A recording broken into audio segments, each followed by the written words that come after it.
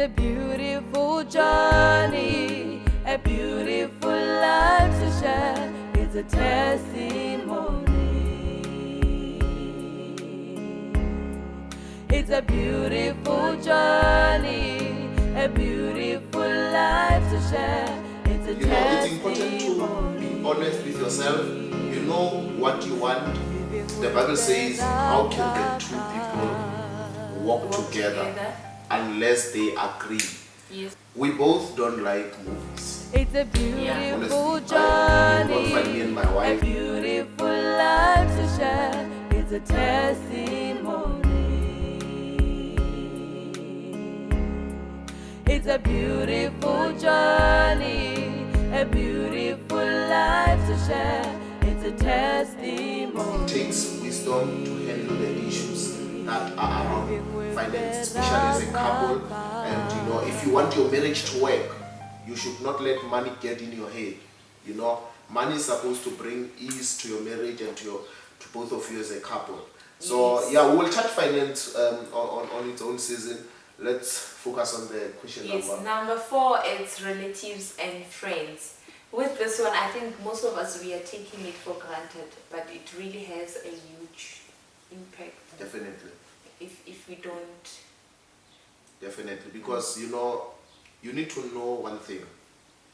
When you get married, it's the thing of two people. The moment you involve your family, you involve your friends in your marriage, you involve the third person, it always comes with havoc, because we are living in a time where people don't want to see others happy, and people don't want to see good things happening to others. You see, all the time people want to see other people crying, they want to see other people struggling, and when happiness is expressed, people want to fight it, unfortunately. So, for instance, say my wife does something to me and I take it to my parents, for example. Sit down with my mother, I tell her, this is what my wife did. You know what my mother will do? My mother will hate her. Yeah. Again, my mother will hate her because my mother is my mother, she must stand with me. So the day me and her decide to fix things. you cannot go to your mother's head to fix it. So it's rather you avoid taking it to your mother in the first place. Yeah. That is why we have pastors, as we have pastors whom we are submitting under. Whenever maybe we are challenged maritally, we sit down with our pastor and his wife, and we talk about it. And then, because they take it from the point of we are your pastors, that means we're treating you equally. If I am wrong, they will not be afraid to tell me I'm wrong. And if she is wrong, they will not be afraid to tell her that she is wrong. And by the time our marriage is restored back to the way it needs to be, then families, they keep loving her. Yeah. Because nothing was, the bad side never went to my parents or to my relatives. You tell your biological parents each and Yeah, it's everything. personal. It's personal. Even if we fix things, Don't- I'm telling you, they will just, it will leave a scar in them. Those- So that lady, Yeah, that man. I don't know. Those who already told their parents, you are watching this, you already told your parents, and you've already allowed them to mingle in your marriage. You can testify about what I'm saying. Yeah. And this is to say to people that are still preparing for marriage, those who are to be married, never make a mistake of telling your parents something about your wife or about your husband that is not good. Never do that. Never do that. Rather, if maybe you are in an abusive marriage, rather you get out of the marriage. That's Right. how they will know. If Yeah, they that's how they will get- know. Just to get out of the marriage. But if you feel your marriage will work, and maybe it's a small thing that you can both talk about, never tell it to your parents, because that mistake, once you open that door, you can't close it again. You can't undo that thing. So and me and my wife, and the other thing I want to say, this thing as we conclude on this topic. My mother, or let me talk about my mother. My mother I will never allow my mother or my uncle or my father or anyone in my relative. Let's say we are seated together with my wife, right, in a dining room setup, and my mother calls me secretly and say, "Son, come here. I want to talk to you about something that I don't want your wife to hear. I share a bed with her. What is it that you're going to tell me that she will not know? Because now it's going to create secrets now. There will be marriage, in our marriage there will be secrets, and secrets are not healthy. Anything, now we are one. If Mama, you want to say something, say it to both of us. And then if you want our support, our assistance at any point, financially or otherwise, speak to me and my wife, because I need to make that decision. Every decision I need to take, especially if it's finance or anything, I need to consult my wife. Yeah, so when it comes to friends, I think the area that we need to talk about is everybody has weaknesses. And as a wife, I know my husband better, so it's very much important when I go to my friends, I check what I say about my husband. The Bible in Proverbs 31 says that her husband is respected at the city gates. So it means it depends on me on how people perceive or see my husband outside there because of how I talk about him. So if you share your husband's weaknesses with your friends or with everyone, they will never respect him. Yeah. They will never respect him. Yeah, so it's important to check how you live, how I live will give respect to my wife. Yeah. If I live recklessly, people will not respect my wife. You see, if I live out with girls and I mingle with girls, With your friends. or with my friends, I tell my friends about how weak is my wife is not doing this, my wife does not clean the sheets, my wife does not do this and this. When they see her tomorrow, they will not give her the respect. So it's better to check what you say, what you do to your wife. Some of you find that a couple, you are just shouting your wife in front of your friends. How will they respect it? You keep your emotions under control. You will never find me shouting my wife when I have my friends here. I'll never do that. And as I said, You don't even shout me. Yeah. Not only when they are not there. I don't remember you shouting. Yeah. Isn't it we're speaking to a range of married people? Some people they shout each other. I'm just saying, don't. But it's good not to shout. I mean, become a calm person.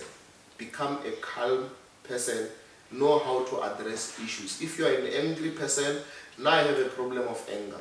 When I feel too much angry, I just go away, until I'm, because I don't want to say things that tomorrow I will regret. I don't want to do things that tomorrow I will regret. It's rather I go away and then I cool down, then I come back. And then, yeah. So let's go to the third. The fifth. I think when it comes to competition is, now what I want to talk about is me competing with my partner, me competing with my husband in a way where it also goes back to finances. Yeah. Competition. I want to earn more than my husband. We compete with the chores, even though my husband helps me, but now I want to compete. You are not cooking, you are not cleaning. It's all about, I remember I once learned from Mama Lerato Ari, as a husband or as a wife, you need to know your role. So that means knowing your roles, it avoids you competing with your partner. And when you compete with someone, that means we are no longer partners. Now we are competitors. Yeah, we are competitors, because I can't compete with someone where we are one thing, we are doing one thing. Me doing something, I'm not doing only for myself, I'm doing for my husband. It represents us, all of us. Yeah. And I can't say when I do something, he's not helping me or what. We don't need to compete. Yeah. It also goes back to communication. If you feel like you are burdened by a lot of things, ask, talk, communicate. You know what? I feel like in our family, I feel like you need to help me when it comes to this. I feel like you lack support. Like I lack support from you, and it will be better for you to help me. Yeah, definitely. Yeah. So that, in a nutshell, means we must have a common goal, and it must be felt that my achievements are my wife's achievements, her achievements are mine, yeah. And then I want to take it from an angle where we compete with outsiders as a couple. Find that maybe your neighbor, they go and buy a car, Mercedes or Range Rover, or your friends, you know, anyone. And then next thing, you're putting pressure on your partner to say, but why are we not buying a car? And that time, both of you financially, you are not capable to buy that. Not that you can't buy a car, you approach the bank, the bank will give you the car. You find that you have your own goals. Yes. Where you are in life, it doesn't require you to buy that certain kind of a car. Yeah. So just be content with what you have. Oscar pila bophelo o lebeletse hore ba bangwe ba neleng. Yeah. So you must have your goals. So you want to achieve them and then time them to say, when the year 20, me and my wife, when we started this year, we had goals for this year. And we had goals for last year, 2021. And we went back to our vision board to see the goals that we set for ourselves for 2021, were they achieved? And if they were not achieved, why were they not achieved? Where were the challenges? Yeah. And what can we do to avoid those kind of challenges? We have goals for this year. Yeah. There are things that we have planned to do this year. So imagine if I just see maybe a colleague of mine buying a new car, nice car, and then I want to delay the goals we have to try and buy another bigger car because I want to, prove a point at work to say, even me, we can afford that. We are not alone. So it happens that if we do that, and I try say, you know what, let me support my husband, and we buy a car, that car. At the end of the day, as times goes on, it will make us to fight. Yeah, it goes back to finance now, because of now we are drowning in debts. Yeah. Like now we no longer have peace in our family because of things are not going well. It's a burden to us. We don't afford the car. We can't buy clothes for our child. We can't buy enough food because of now we have installments and things. We did things before time. And now it means we'll be fighting. That's where blaming comes. Yeah, now. You start blaming your partner. When I'm idea and you find that as a couple, you can't even go out and for a nice meal because financially you are not capable to even go out on a date to just buy a 500 meal because every money that comes must settle the debts of the car, must settle the debts of... Buy what you can, live. There's a saying that says, live within your means. Live within your means, especially when in the days that we are living in, what we see on social media can make you to put pressure on your partner. Yes. You see people posting, everyone just posts beautiful moments, see them being at Paris, at London, beautiful things. And you as your partner, the goals that you have. Now you lose focus.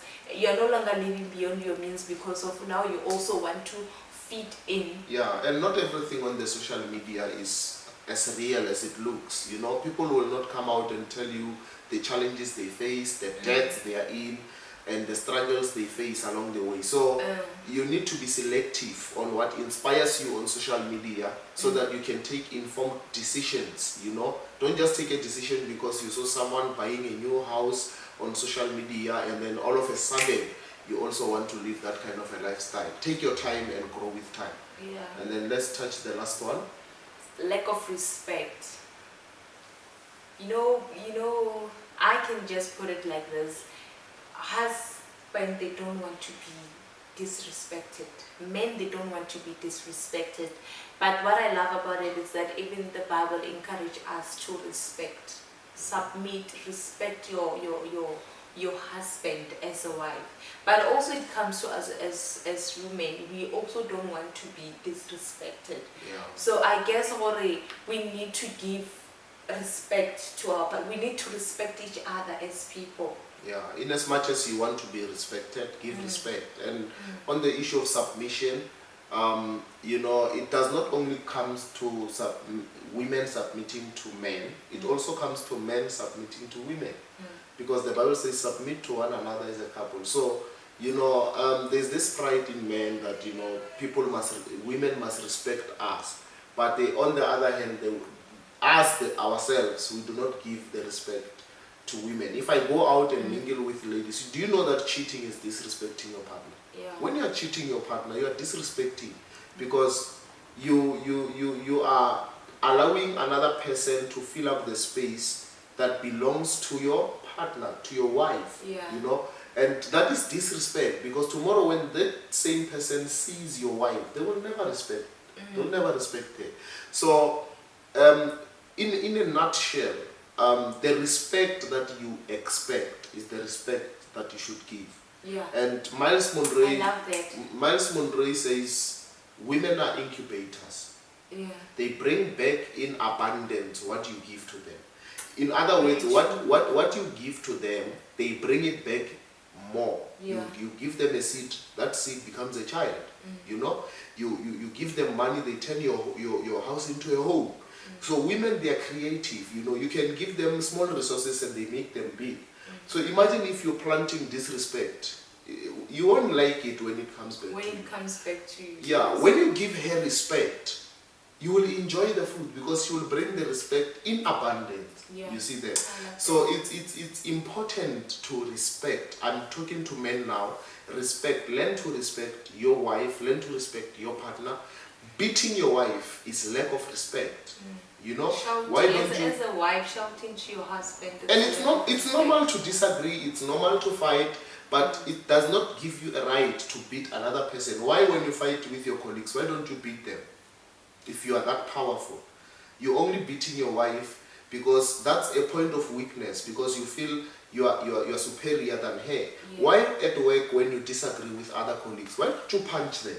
Because you are too powerful, you know. So learn to respect. The way you settle problems at work, in any other sphere of life, learn to sit down with your wife. Goes back to honest communication. Learn to sit. It's not good to punch women. You know, we are living in the days where women, they are being, you know, abused in so many ways. It's good that we can have men who understand the ethics of how to be a man and what it means to be a man. Thank you so much. Yes, I couldn't agree more. Thank you very much, guys, for watching. The Lord bless you, and we love you all. Give us your thoughts, give us your view. We would like to see what you think. If you enjoyed the video, has it helped you? You know, put it down It's there a in the comment beautiful section. journey, Subscribe a to the channel. beautiful life to share. It's a testimony. It's a beautiful journey, a beautiful life to share. It's a testimony. Living with the RAFAPA'S.